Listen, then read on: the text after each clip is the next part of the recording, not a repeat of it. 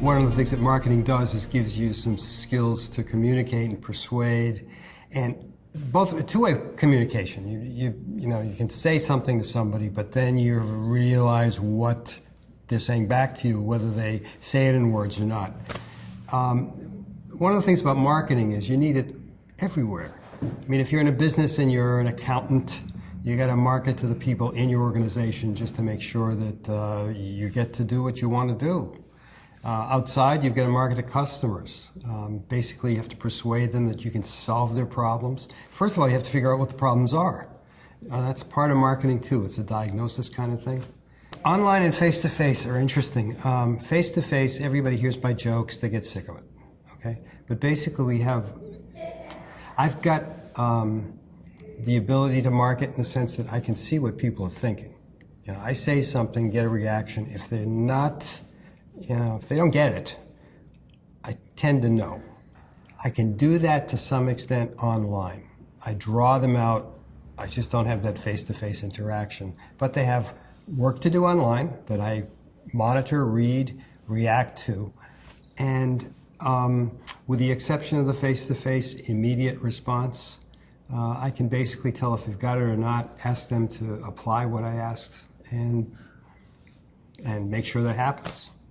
We used to say, you know, anything you can touch is a product, and anything that isn't is service. Now we changed the literature, and some of the work I've done has changed that view to be, we call it service-dominant logic.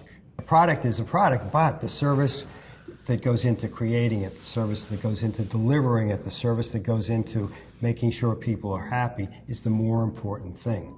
How do I approach the class?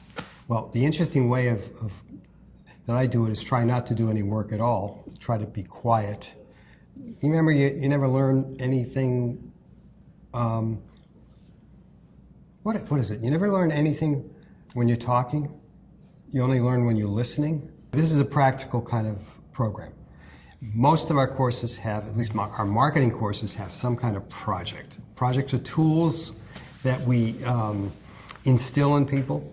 When they finish the project, they'll have the skills to do the job. And some of the times we say this, you have to do a marketing plan, okay? Marketing plan's a basic project done in marketing in many cases.